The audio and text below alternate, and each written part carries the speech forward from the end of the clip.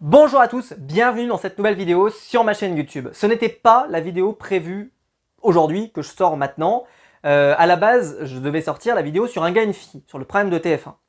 Je pense que je vous sortirai la vidéo lundi prochain avec l'ensemble de toutes les 2 soirées pour m'exprimer sur l'ensemble de tout. Je crois que c'est sur 2 soirées, je crois, où je m'exprimerai à la fin de la diffusion du programme. Si c'est pas lundi prochain, ce sera lundi d'après. Pourquoi? En fait, j'aurais dû la sortir hier.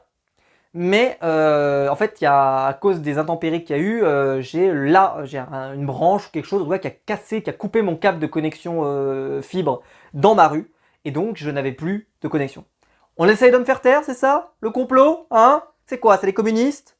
C'est le KGB? Qu'est-ce qui se passe? Je dérange? La France dérange? La République dérange? Qu'est-ce qui se passe? Bon, je parenthèse refermée parce que ça me fait rire.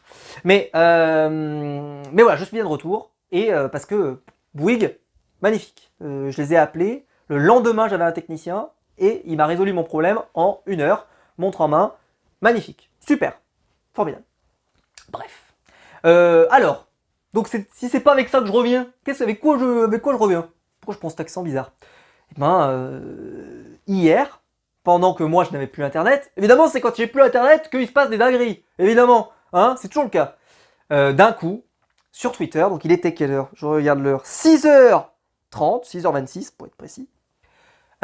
Clément Garin, journaliste que vous connaissez peut-être si vous êtes un habitué de la sphère touche pas à mon poste, on va dire dans le sens comme ça, qui balance, donc exclut CG Scoop.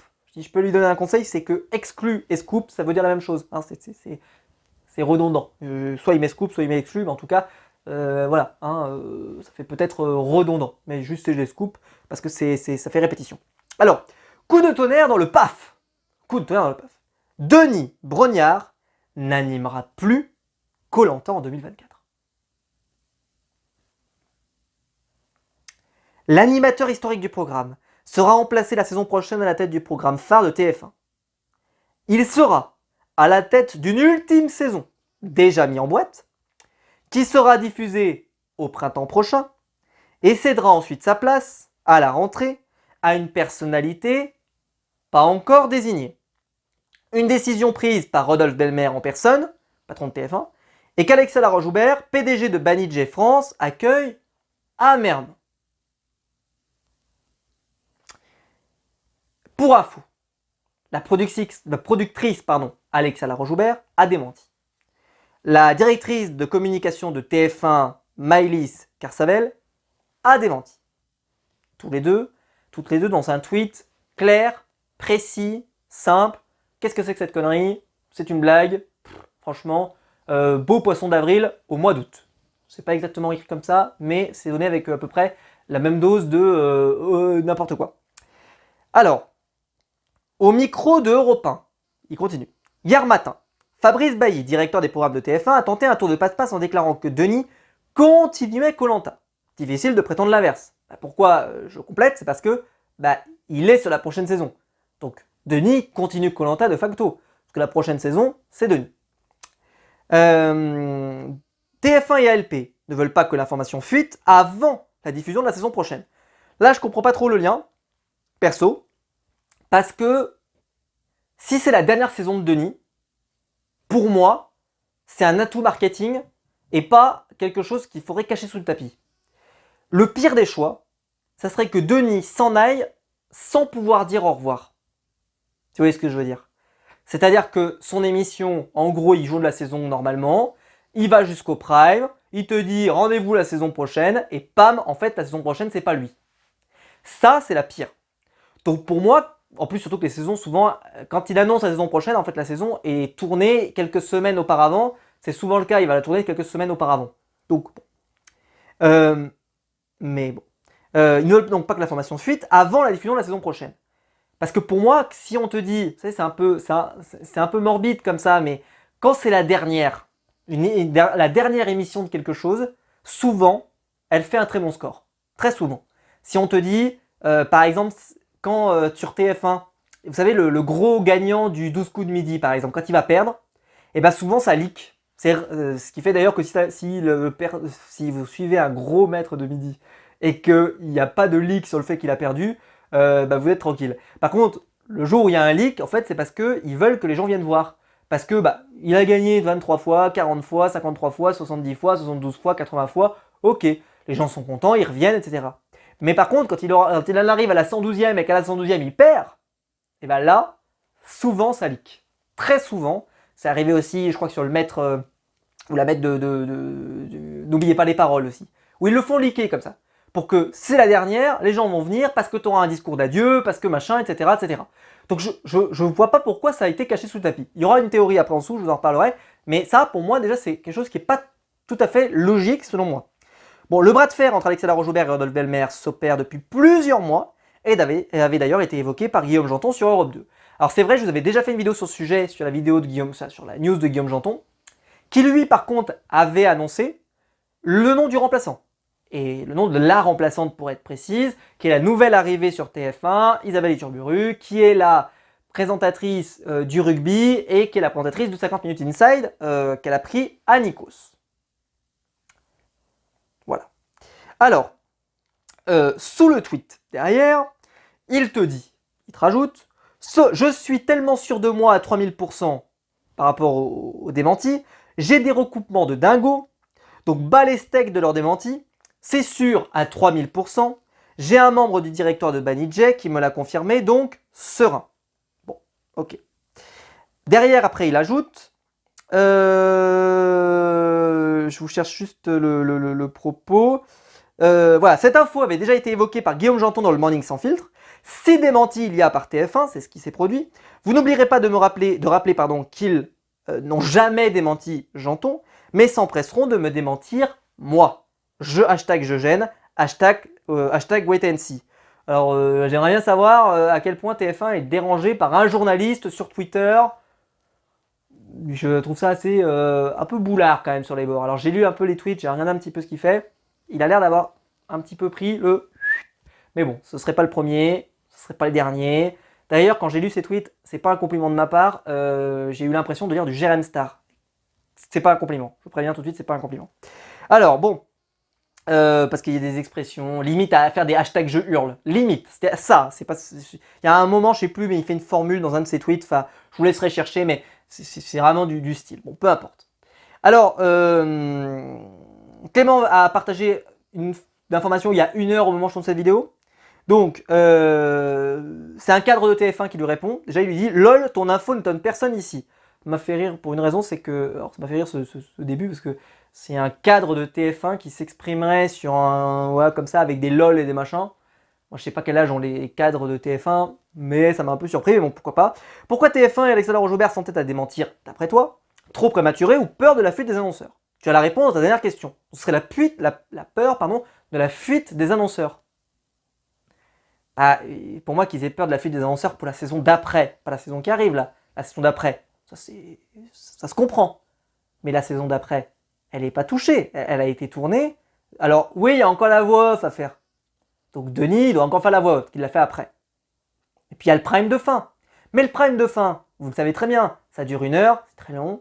Et si on a un beau discours d'adieu de Denis, mais les gens vont venir voir, ils vont venir entendre. Ils vont venir entendre, ah, je suis super content de vous avoir accompagné, etc. Est-ce qu'on pourrait pas avoir un truc un peu spécial, une vidéo qui récapitule l'ensemble de tout ce qu'il a fait depuis toujours, etc.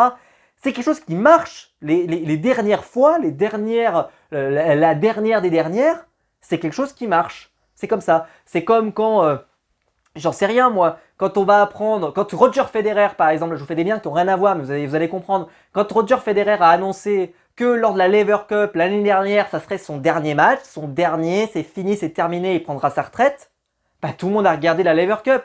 Alors que globalement, la Lever Cup, à la base, tout le monde s'en contrefout. Mais tout le monde s'en contrefout. Mais là, d'un coup, tout le monde était intéressé parce qu'en plus, il y avait Nadal, parce qu'il y avait Djokovic, parce qu'il y avait le Big Free, parce que voilà, c'était incroyable. Et les gens sont venus pour ça. Donc là, moi, je pense que si Denis annonce que c'est, si on annonce que c'est la dernière saison de Denis, alors, il y aura un bad buzz, c'est sûr. Il y aura un bad buzz. Mais sur la saison prochaine, il y aura aussi cet intérêt de regarder la dernière saison de Denis et d'être là jusqu'au bout.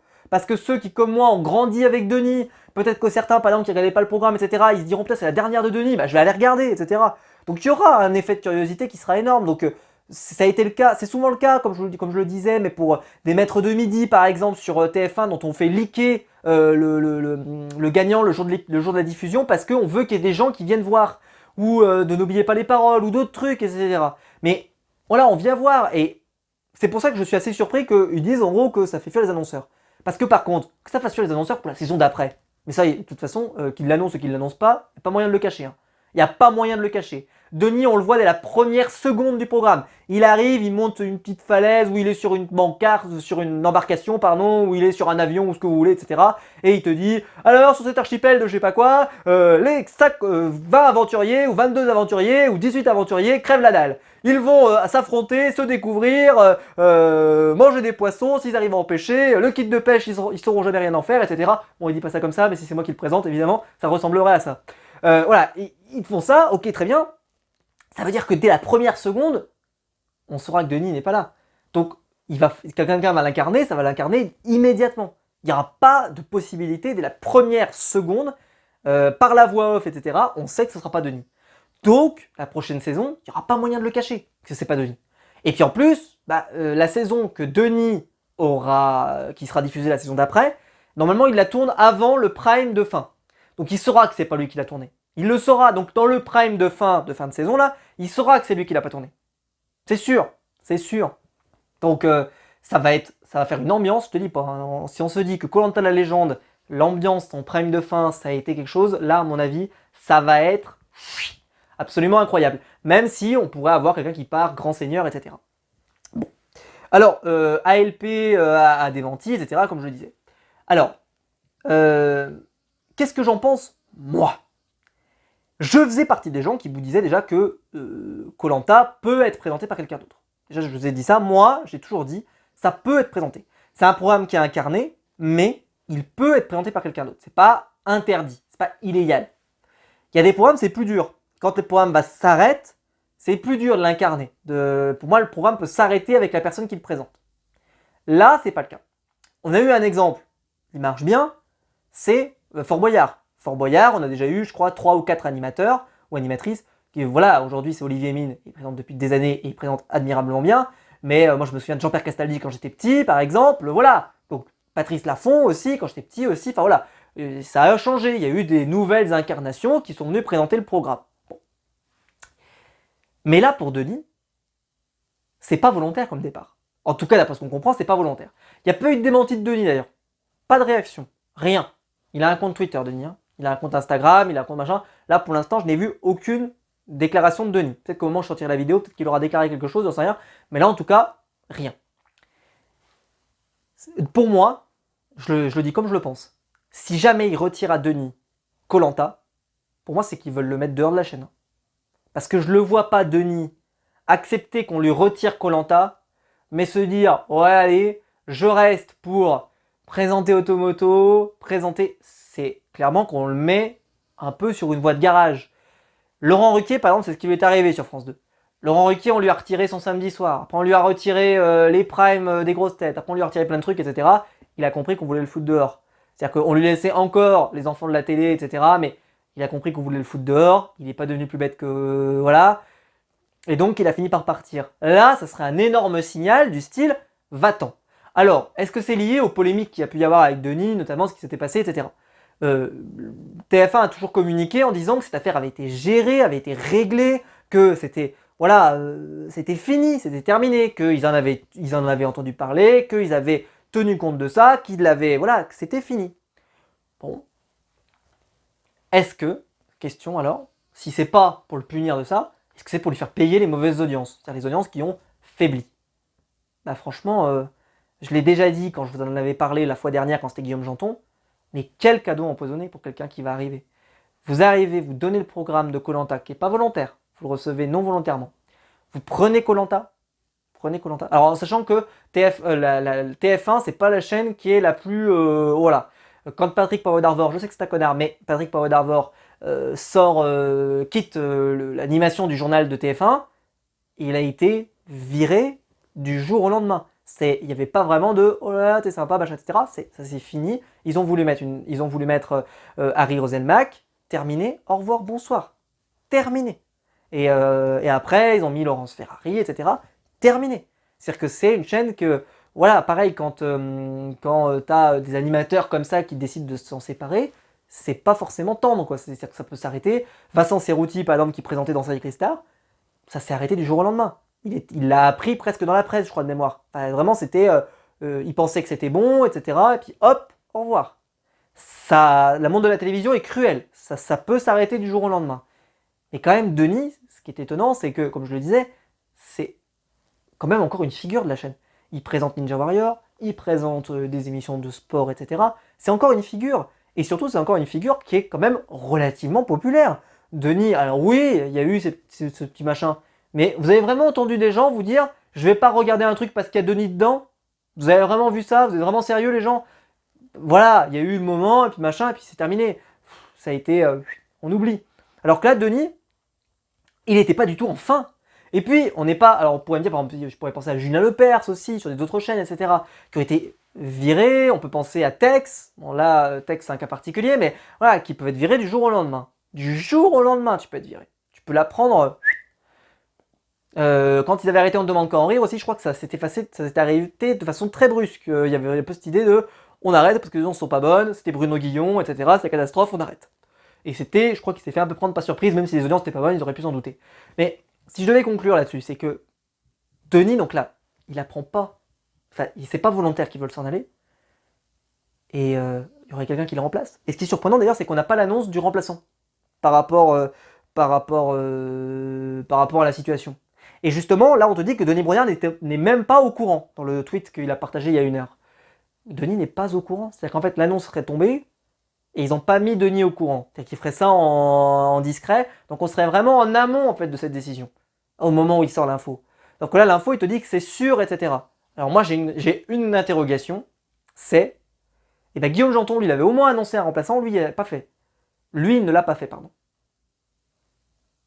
Je trouve ça bizarre, moi. Parce que tu pars vraiment à l'aventure comme ça, tu te dis, tiens, je vais arrêter la présentation avec Denis. Pour moi, c'est qu'ils ont donc une évidence. Ils savent qui ils vont mettre. Et je l'ai dit tout à l'heure, c'est un cadeau empoisonné pour moi. Denis n'a pas renoncé volontairement. Les audiences ne sont pas terribles le mardi soir. C'est compliqué. Le programme, et voilà, etc. C'est pas si évident. Et puis il a vraiment mis sa patte. Enfin, ça va pas être facile, hein. Pour moi, si tu arrives sur la chaîne et que tu es là, ou tu es la personne qui est responsable du fait que Denis parte de Koh-Lanta, il faut l'assumer derrière. Il faut l'assumer derrière. Ce sera pas si évident. En plus, les spectateurs seront pas tendres. Parce que quand tu pars et qu'on te donne le flambeau, les téléspectateurs seront peut-être durs, mais ils seront quand même tendres parce qu'on se comprend, on se dit ok, machin. Quand c'est pas volontaire, les téléspectateurs seront pas tendres. La moindre truc, la moindre erreur, le moindre truc qui va pas aller. Et en plus, il y a un risque que ça soit moins bien. Alors je sais, Denis, on le critiquait beaucoup. Moi, j'ai fait des vidéos pour faire des comparaisons avec l'édition de Survivor, etc., etc. Ok, Denis était très critiqué. Moi, j'aimais beaucoup Denis. Il avait son style, etc. Il présentait une animation à la française et l'émission était à la française. C'est sûr, c'est pas le Survivor américain. Il y a d'autres équivalents de Survivor, beaucoup plus trash TV. Effectivement, Koh-Lanta n'est pas de la trash TV, ou en tout cas ne l'est plus. Au tout début, avec des Moundir, etc., il y avait un peu de trash TV. Mais globalement, ça s'est vachement assagi. C'est plus du tout autant de la trash TV. C'est plus du tout le cas. Et surtout, ça a beaucoup plus misé sur le sport, etc. Mais c'est dans l'ADN de Denis. Et puis, ça a donné des bonnes heures aussi au programme. Les performances, les machins, les trucs, etc. Et puis Denis avait pas mal évolué. Hein. Il parlait beaucoup de stratégie ces derniers temps. Il s'est rendu compte qu'en fait, la stratégie, ça voulait pas, c'était pas un mot péjoratif, c'était le divertissement qui comptait. Et que la stratégie, ça divertit les gens. Donc il faut autant des épreuves que aussi des petits coups, des machins, des colliers, des machins qui animent le jeu et qui font des suspens. Ça, je pense qu'il l'a vraiment bien intégré parce qu'on le voit qu'il y a vraiment ces deux aspects maintenant qui cohabitent bien dans son esprit. Et moi, ça ne me choque pas. Je trouve ça plutôt pas mal. Donc, ce qui veut dire que là, Denis, il partira à un moment où c'est pas volontaire pour lui de partir. Moi, je trouve que c'est hyper couillu, hein. Hyper couillu. Enfin bon. Et si je devais conclure, bah, le monde de la télévision est impitoyable. J'espère que c'est faux quand même. Moi, j'espère que c'est faux, parce qu'en plus, il y avait des rumeurs comme quoi la prochaine saison serait pas la saison qui arrive, mais je crois que la saison d'après, ce soit un All-Star. Ça veut dire que le All-Star ne serait pas présenté par Denis. C'est-à-dire qu'on fait revenir des anciens candidats dans une émission qui ne serait pas présentée par Denis. Moi, ça m'étonne. Hein. Ça m'étonne, mais vraiment. Si jamais, si c'est pas un All-Star, bon, mais s'ils en étaient un, C'est-à-dire que les gens qui ont fait les précédentes saisons, bah forcément, quand on va leur dire que c'est plus présenté par Denis, etc., même s'ils vont vouloir revenir quand même, parce que voilà, mais quand même, ça va râler, hein. Ça va râler, hein. C'est sûr qu'on n'avait plus assez de polémique sur Koh-Lanta. Ça manquait. Enfin bon. Dites-moi ce que vous en pensez dans les commentaires. Si vous y croyez ou pas. Là, c'est sûr, il nous dit que c'est sûr à 3000%. Donc moi, c'est vrai que... Mais... Sacrée prise de risque, hein. Sacrée prise de risque. Et je souhaite bien du courage à la personne qui serait remplaçant. Enfin voilà, j'espère que la vidéo vous aura plu. Si c'est le cas, vous pouvez la liker, vous vous abonner, vous la partager sur les réseaux sociaux. Il y a le bouton rejoindre juste en dessous pour devenir un membre soutien et je vous en remercie. Et quant à nous, on se retrouve très vite pour de nouvelles vidéos sur ma chaîne YouTube. Ciao.